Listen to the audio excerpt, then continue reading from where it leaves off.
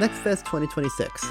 These have started to become a little bit of a tradition to just play and talk about as many demos as I can. A sea of games of over 4,000 demos to try. I went through this long list to find the ones that appealed to me the most. Now I can't make a video of 4,000 demos because by the time I played 100 of them, the whole thing would be over. If you've been watching my videos and my picks have been resonating with you, then perhaps you'll find a lot of these interesting. If you don't follow me, well, you should.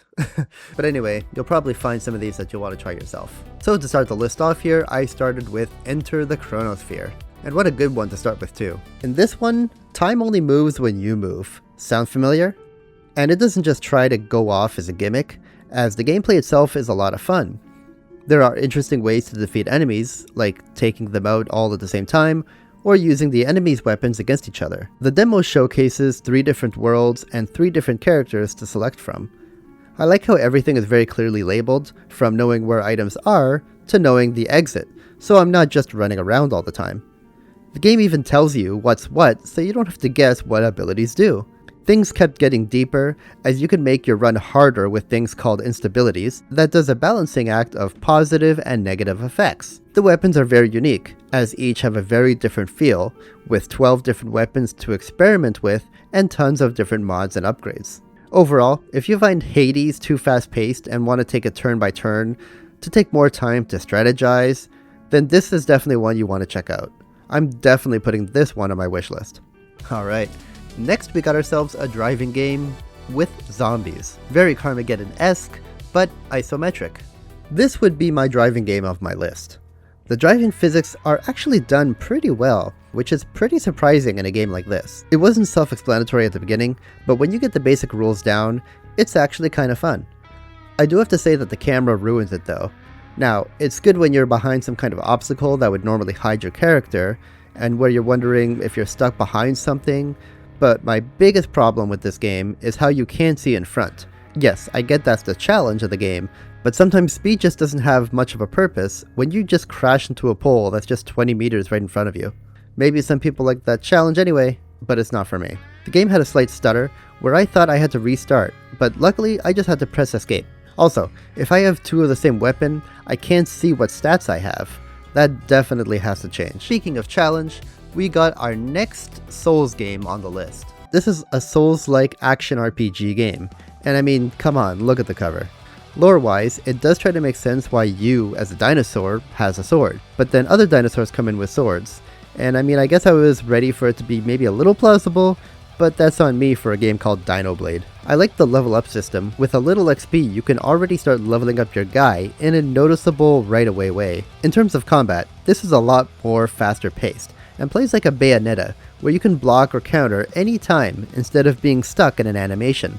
I wish attacks from other dinosaurs would be more clear, and right now it's kind of hard to tell when they're actually about to hit. Definitely rough around the edges, but still, I had fun with it and I'll keep my eye out for this one. But it's too early for release anytime soon. And speaking of games that aren't ready for full release, we have the disappointing Edge of Destruction.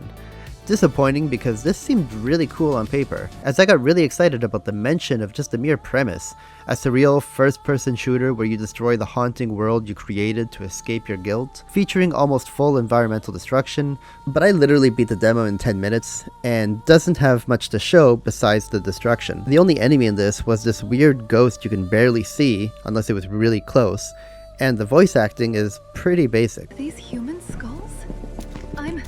Of the people I brought here? There's another mode where you can complete objectives, and there's more gameplay, but that's pretty much all there is to show for it. Cool destruction though. Alright, enough about games that need more time, because it's about time this game came out, as I've been waiting over 5 years since the mention of it. I'm one of the many people that can appreciate the artwork of pixel beauty. I'm not talking about the vintage lovers who appreciate the classic pixel games. Definitely no disrespect, as I'm a fan of those too. But this takes it to a whole new level. Luckily, the game has more to offer than just pretty graphics, as the world seems interesting to learn about, and the fighting is really fun, even though it's just a basic attack and counter system, like Batman.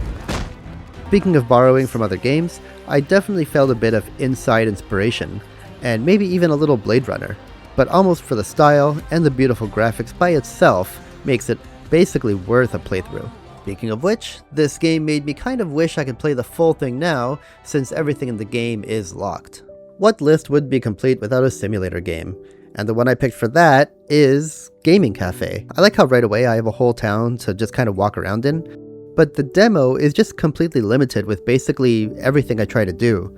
Also, nothing seemed interactable, so that was pretty disappointing. Even blowing smoke in people's faces didn't do anything, which I was 99.99% sure they would at least cough. If you can look past the cheapness, it's actually built pretty well. It's clear where to go, what to do, and it's actually fun managing everything. From giving change, to building your place more and more, and upgrade your character via roguelike style. Would be nice to know the benefits from each item though, like unlocking one gaming console from another, and how much extra money will I get, or XP, or will people stay longer?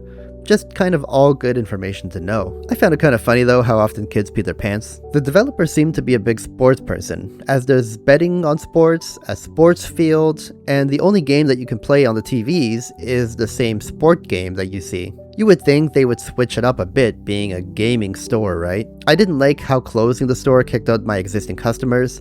That's not how it would be in real life. Get out of here! Also, there doesn't seem to be any way to sell things, just kind of throw them out. I can't even sell the place that I'm in to upgrade to a bigger place.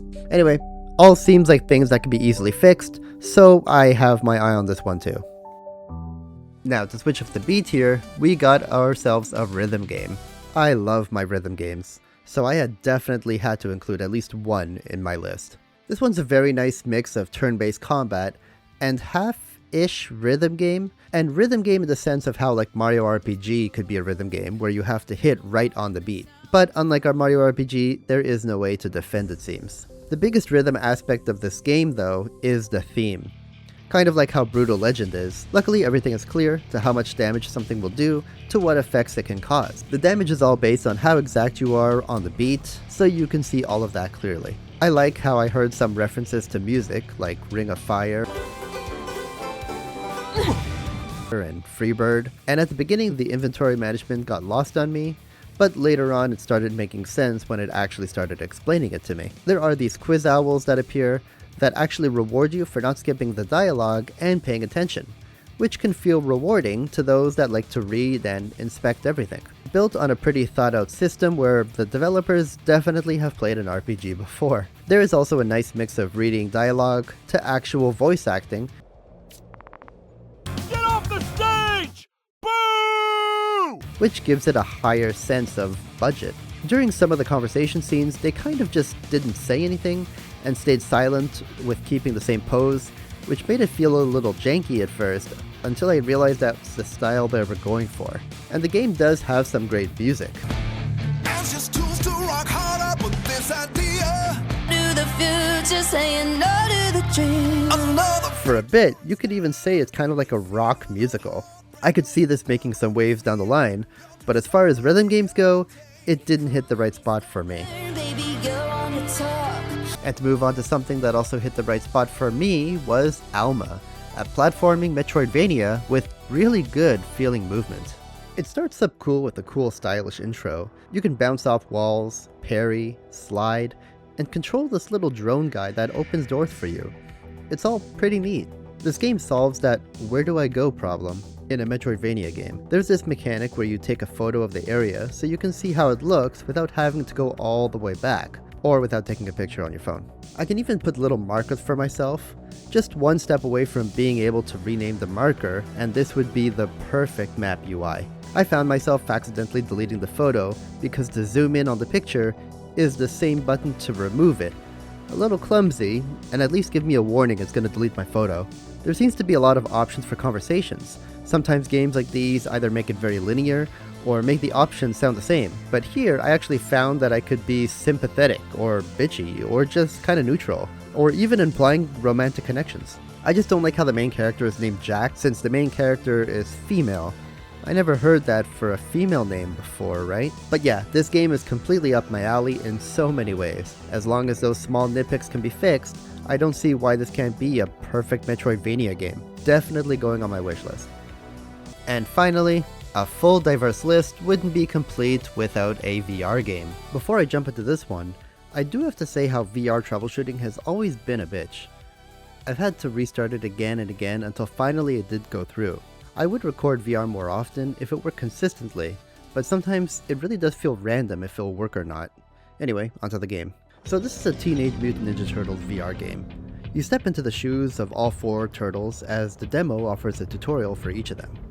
And glad they did, because it was a lot of fun to see them all, and all use their iconic weapons working the way that you expect, like being able to flip around Leo's katanas, or switching how you hold the sai, to even holding the end of Don's bow. Very clever, and honestly, everything I tried to do worked the way I wanted.